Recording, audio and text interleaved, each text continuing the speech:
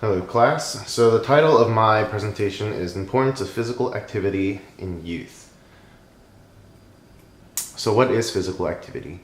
Physical activity is a bodily movement produced by skeletal muscles, requires expenditures of energy, and produces progressive health benefits. It says that at least 30 minutes of physical activity of a minimum 5 days. Examples of physical activity is walking, taking the stairs, dancing, gardening, yard work, house cleaning, snow shoveling, washing the car, or any activity that requires energy expenditures. So a research I've done about physical activity is in Japan. In 1953, they implemented a plan for students to walk to school. This is more towards in the urban region. And in the urban region, each municipality has a board of education in charge of public schools. To determine the method of commuting, they will take into consideration of the geography, the climate, and the transport situation. There's a high availability of schools in the urban areas and are in walking range of the children's home.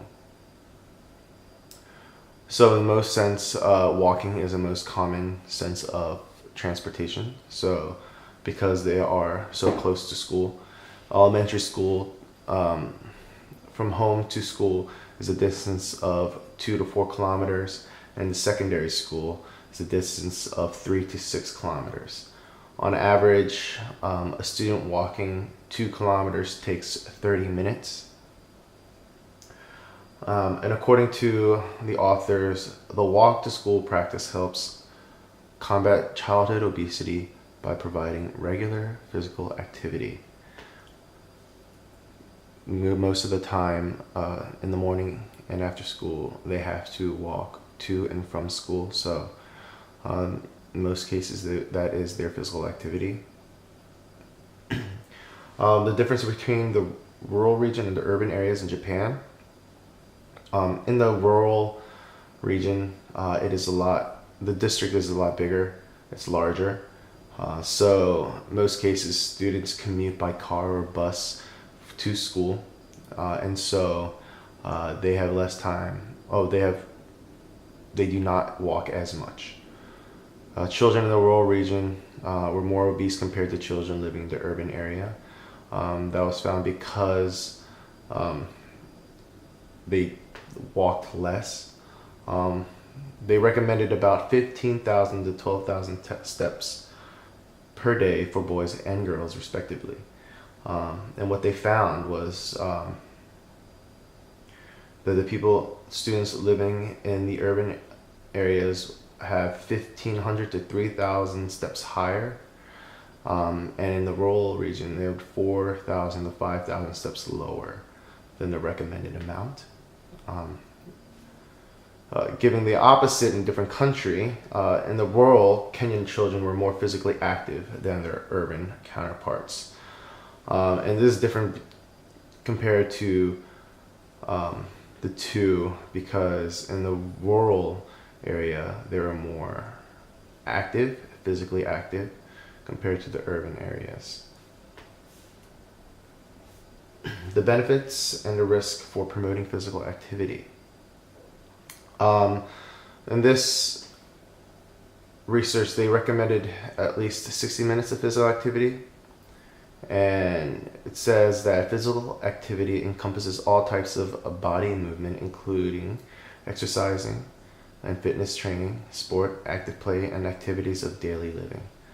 And then they found some research on sudden death in children, and that it raised a lot of questions regarding the safety of physical activity for children, particularly in safety of structured exercise pursuits and sports that are of vigorous intensity. So they found that 2 years or older, the fatal events occurred 68 to 72% in the home. Children who are experiencing a cardiac event are more likely to have structural heart disease, be outside of the home at the time of the event, and be participating in school gym class or recreational organized sports. When starting a new or vigorous activity, leaders in research should ask about healthcare provider prescribed activity restrictions. And I think that's a great idea for, to tell the students to be checked by the doctor, see restrictions they need in order to have them be safe in the environment. The importance of physical activity. Again, physical activity can be any type of body movement. Like I said before in the previous slide, the physical activity encompasses all types of body movement, including exercise, fitness training, sport, active play, and activities of daily living. Most of the time, people think of physical activity to sports, but it can be doing work at the home, walking around the school, walking around at home, taking the stairs instead of the elevator. Those are all considered of physical activity. Students are not moving enough during school hours. Majority of time it is spent sitting behind a desk, listening to teachers lecture and students listening, taking notes. So this author states, physical activity helps reduce risk of future chronic disease, improving fitness, reducing this risk of obesity, facilitating healthy growth and development, developing fundamental motor skills, augmenting bone health, and improving mental health, attention, concentration, mood, academic achievement, and socialization with peers. Having students move as much as possible is very important. So in PE, in my class, usually beginning of every unit, it's more instruction. So I try to lessen the instruction, but it's very important to teach the students the correct way to do things. But as a lesson goes on, every day it is shorter and it's more time for the students to be involved, engaged, and be physically active. Future research. I want to look into more of the safety guidelines for students that start to begin more vigorous activity. How to coach during hot, humid days and in the cold winter days. Especially in the hot days, because there's been a lot of things that have happened to students because of how hot it is and how long the practice was. And so I want to look into that, see the differences of the time when coaches